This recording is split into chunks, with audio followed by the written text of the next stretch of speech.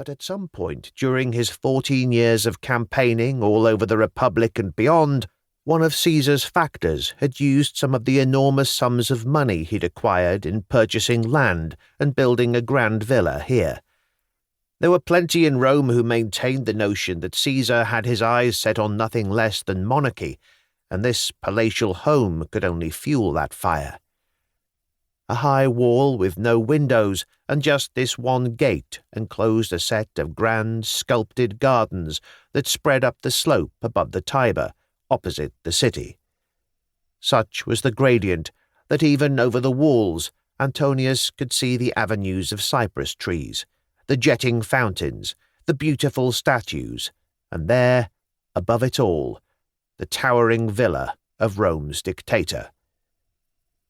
He felt a familiar twitch reach his face and tug at the corner of his lip as the guard knocked again, and finally the gate opened.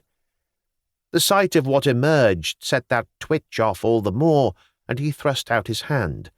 A faceless lackey placed a cup of wine in it, and Antonius slugged down the rich, unwatered liquid with a sense of relief, for even in an instant he felt its familiar warmth take the edge off his nerves.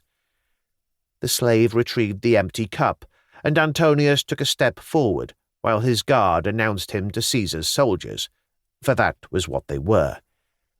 There was little really to distinguish the guards on Caesar's estate from the legionaries that had traipsed across the world with him, and with good reason.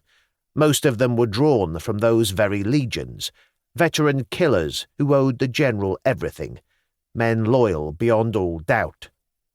Their arms and uniforms were very familiar. Of course, they openly brandished weapons of war, for here they were outside the Pomerium, and the laws of Rome did not apply, leaving them free to move about fully armed. As the almost legionaries opened the gates fully and stepped back to allow them entrance, Antonius, feeling a familiar prickling sensation of warning, turned. The street was wide and spacious, this side of the river not packed tight like the bulk of the city, and there were considerably fewer people about. But those who were generally looked his way. A toga-clad man with a large entourage at the gate of the city's most eminent citizen would draw attention naturally.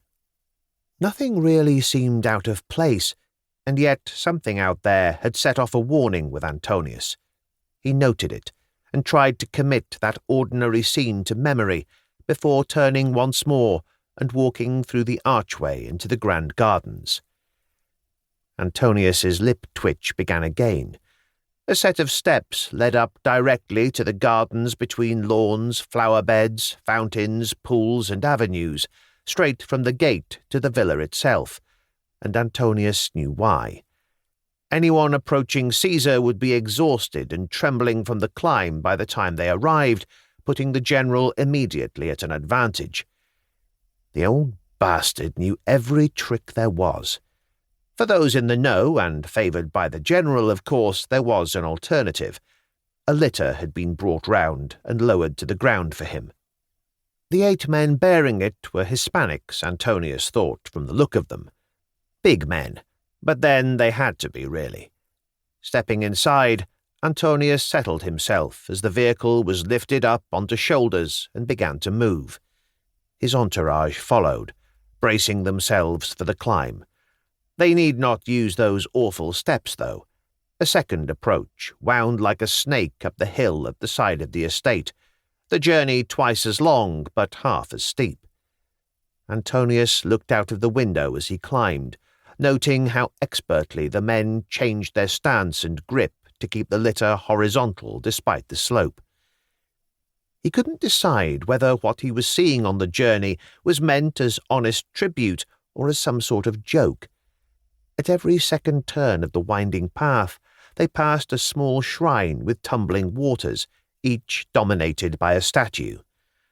From the very start they drew the eye, for that first one was truly familiar. Antonius had commanded cavalry at Alesia almost a decade ago, and he knew Vercingetorix as few would. He could see how well the sculptor had rendered the image of the Gallic chief. From there, the statues were no less familiar as they climbed.